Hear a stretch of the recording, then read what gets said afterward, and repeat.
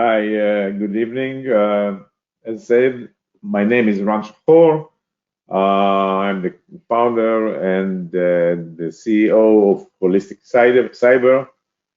We act as a trusted advisor and provide nation-state grade cyber defense to medium and large clients in the US and the last 2 years in the UK, Germany, and Italy as well. So nation state grade cyber attacks. 4 years ago when we talked about it, people looked at us and thought this is some kind of a fairy tale. But today, it's a common knowledge, and unfortunately, it is here to stay. Now, this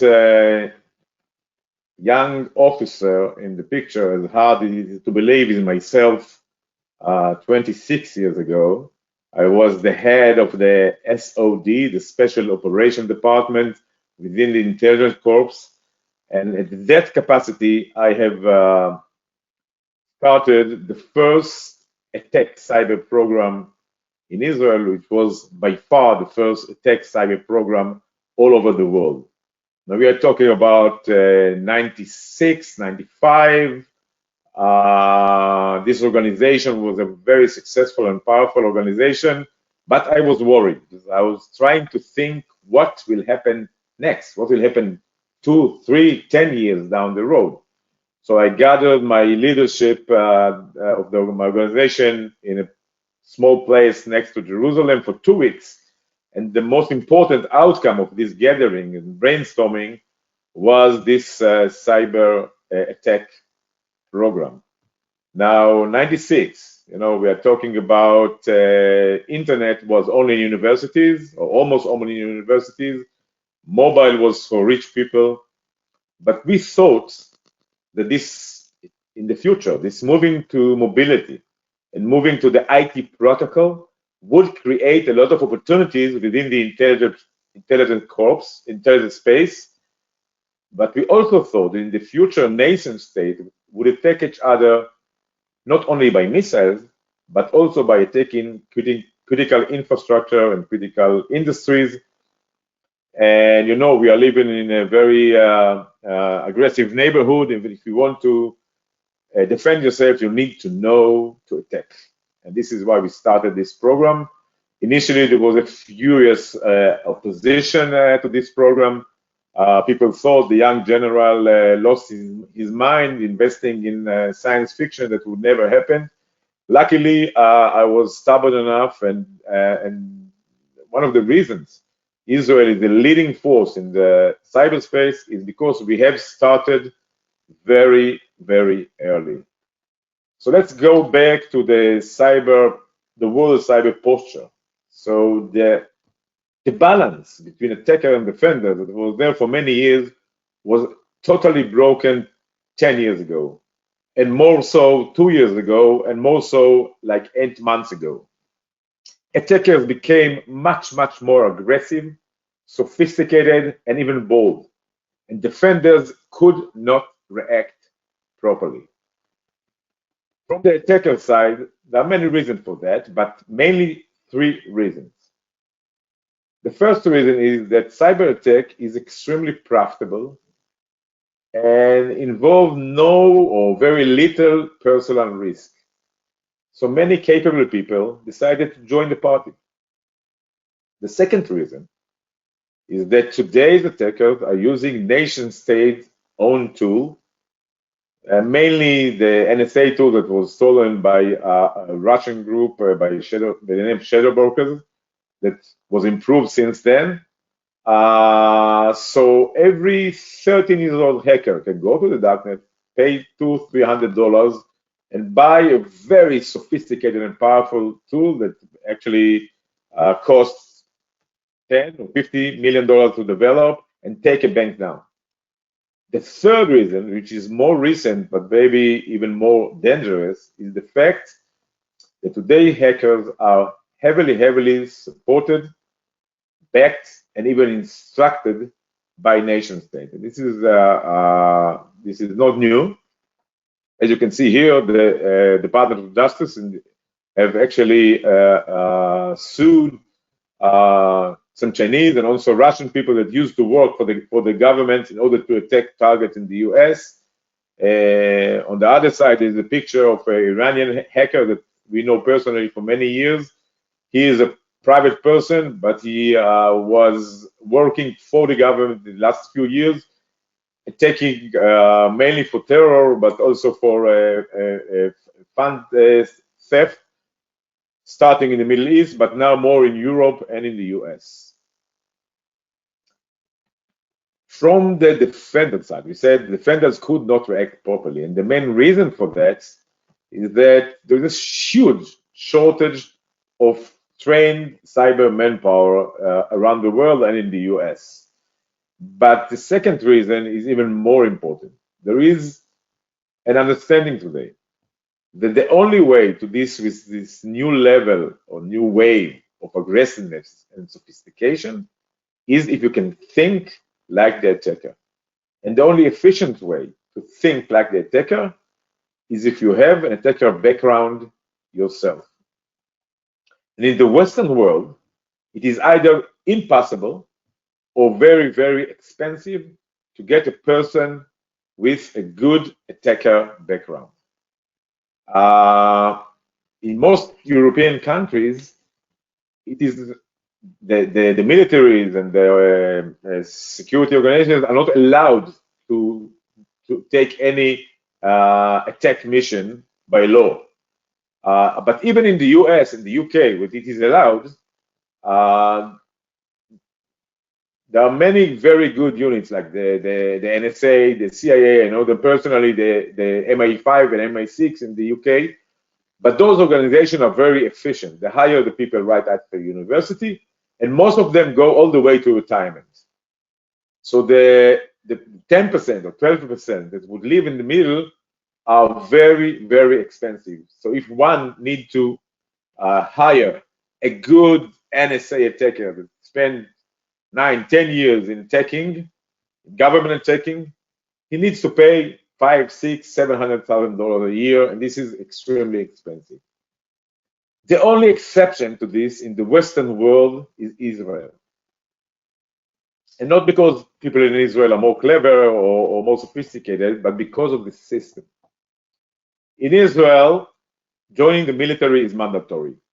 So every year, 138,000 boys and girls are joining the military, out of which the military have the privilege to pick the brightest 1,000, walk them through extremely intensive cyber and technology courses that are equivalent to 6-7 years in university. But more importantly, right after that, those geniuses are taking part in mission-critical, state-of-the-art, hands-on, most sophisticated attack mission in the world. But by the age of 30, 95-96% of them would leave to the private market. Why? Because there is a fresh flow of 1,000 people every year. And because service is mandatory, the first 3 years, those organizations, the Israeli NSA, the Israeli CIA, the Mossad, the A200, they don't need to pay them for 3 years. And so they need only 4% to become colonel and generals like myself, and the rest are leaving. So actually the system allows a constant annual flow of 1,000 world-class cyber experts that are much, much better educated, more sophisticated, more creative, and more aggressive than the worst hackers of the world, yet they are excellent people. You can trust them, good people. My son is one of them, and you can imagine how proud I am. If you add to this picture the COVID-19 pandemic, it is a huge global phenomenon. Working from home shaped very seriously the defense of most organizations. And we all know that geopolitical tension is the best indication and the best motivation for a nation state grade attack. Now, there are many type of attacks. There are espionage and terror. I want to talk a little bit about two of them that are very prevailing recently, just for an example. So the first one is vendors attacks or supply chain attack. So the most famous one is SolarEdge. We all know about it. You know, the victims were the most secured government agencies, the most advanced technology and cybersecurity firm, and by it is very clear that this was a nation state grade attack. Just look at the time frame here, how much time it took, how much money it took to do that. It is a very sophisticated attack, and anybody that was actually updating his software between May and December actually was infected. Luckily, and we'll talk about it later, they were caught pretty early in December. Now, the outcome was devastating, but it could have been much worse. And let me share with you here two attacker secrets. Now, about 18,000 customers downloaded the backdoor and was affected.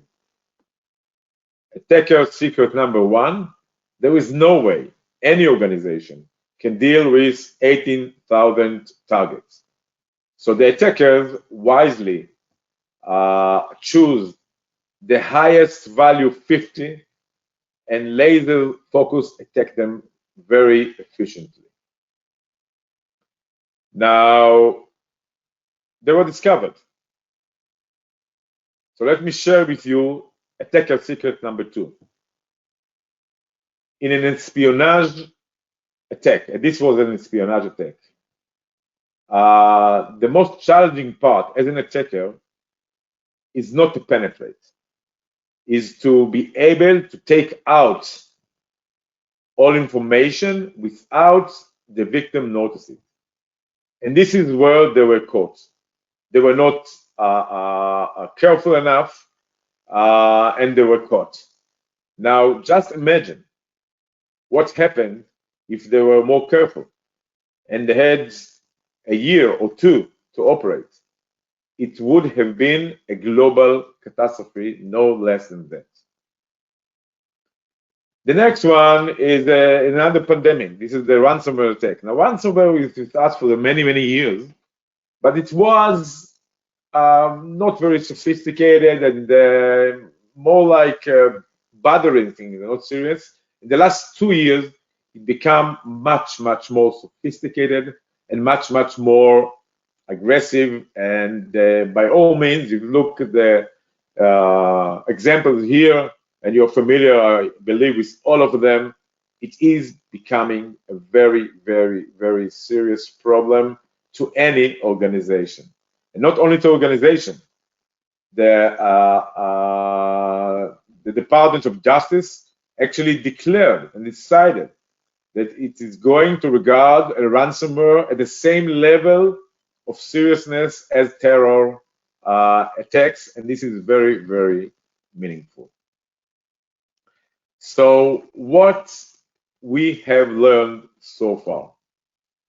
What we have learned is that today, anyone, anywhere, and anytime is a target for a nation-state grade cyber attack. It includes myself and it includes any one of you.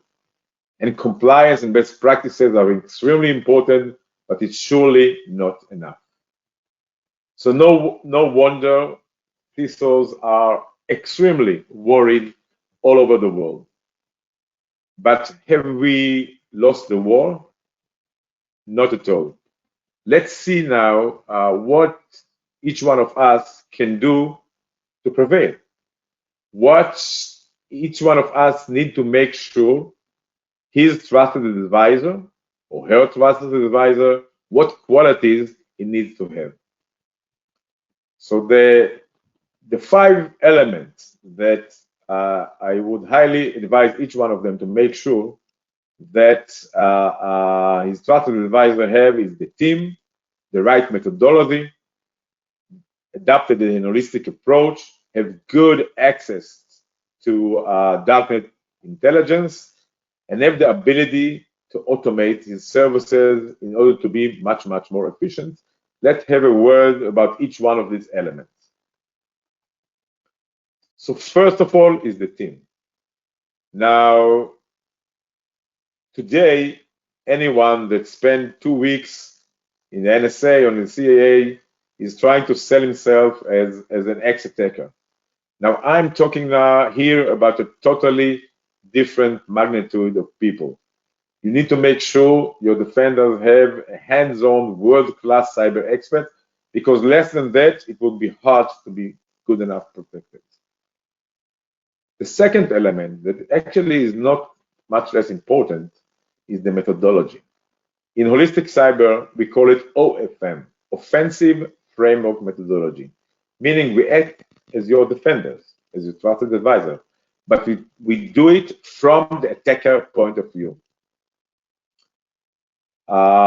This allows us to be much, much more actionable and practical, because knowing the attacker so well, knowing what would frighten the attacker, what would exhaust the attacker, what would make the attacker go to the other bank, and also know what is probable for you today, what is probable only next year, and what is not probable at all for you, allows us to take calculated risk and to prioritize. This is the most important thing. And just as an example, when we submit, let's say, an assessment report, so if a client would go to any of our competition, in most cases, he'll get a 100-page report with 100 vulnerabilities. CISOs hate it because they don't know what to do with 100 vulnerabilities. In our case, they'll get a 100-page report, but by the end of it, there is no 100 vulnerabilities.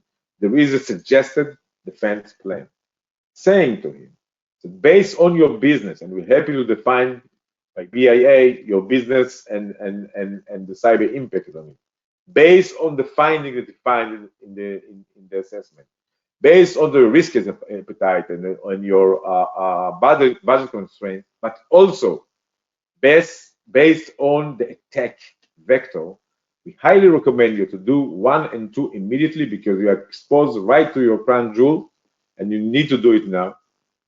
2 to 6 by the end of the year, 6 to 11 next year, 11 to 80 or 100, don't bother. It's not relevant for you. It's not the right time to do that. This is much more actionable, and clients really appreciate and love it very much. The next element is you need to make sure that your defender adopted an holistic approach, meaning not dealing only with your cybersecurity system, but also with other critical effects like the supply chain, the HR part, and the like, that in many cases are not less important. And then obviously unique access to darknet intelligence and proprietary technology in order to be able to automate services, and allows you to get this level, sophisticated level of defense in a reasonable price. Now, the right approach is, painfully simple. Defend what matters. Prioritize. Take calculated risks. Be practical. Advance defense technologies in order to automate, and take an holistic approach. Now, these are not slogans. This is a call for action for each one of us. Now, the bottom line is, each one of you is responsible for the security of its cybersecurity, of his organization. And we must all understand that if one is not willing or afraid to prioritize, and is not willing or afraid to take calculated risk, he is actually creating a much bigger risk over his organization. Because trying to defend everything is as if you are defending nothing. Allow me to finish with the story about the bear. You know, Tim and John went camping in Alaska. Morning came, they got out of tent, and then they saw a huge female bear running at them. So Tim said, John, can you pass me the running shoes? And John said, what do you need the running shoes for? The bear will outrun you anyway. So Tim said, I don't have to outrun the bear. I have to outrun you. You know, with the cyber, it's roughly the same thing. If anybody told you can be fully protected, don't believe him. It's not possible. And even if it was possible, a moment after that, you're not secured. You're not fully secure once again.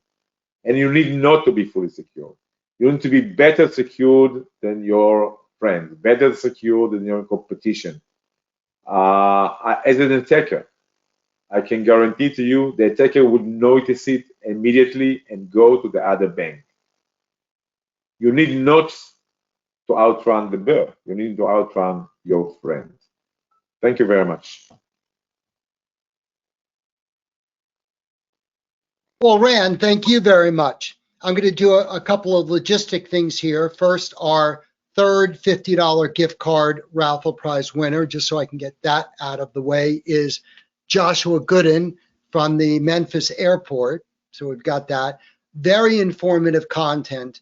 The other thing I want to point out, and there's some commonalities here, if you look at the expertise that HolistiCyber has, that Huntress has, you see the industry-wide initiatives pursued by Trend Micro. It is just so hard to replicate that competence on many different levels, which is why you see organizations, especially for IT security that's so critical, is relying upon trusted companies like HolistiCyber and others to deal with these issues, because there is such a gross and extensive labor shortage of experts, as Rand alluded to. You don't even have enough money to even think about hiring these folks. They're all working at either innovative, smaller firms like HolistiCyber, or they're part of Tom's team at AWS. And increasingly, that's where those experts are. And the advantage that you as an end user get in saying, well, maybe I'll just try and hire an IT security professional to do some of the things that Rand mentioned, it's next to impossible to find that person. It's next to impossible to hire that person. And even if they work with you, the advantage of dealing with companies like HolistiCyber is you get the benefits of their internal culture and the fact that they see so much more, the knowledge that they get when they're seeing attacks across hundreds, thousands of different organizations versus just what's happening in your organization. So we see, a big job-changing type of role within IT in two areas. First, the cloud is starting to take over more, racking and stacking kind of traditional responsibilities. And even though organizations maintain their own higher-level security IT executives, they're increasingly relying upon companies, again, like Holistic and others, because it's just too hard to do. I don't know if you want to make any other final comments, Rand? No, thank you for listening. I hope you enjoyed the presentation, and looking forward to meet each one of you.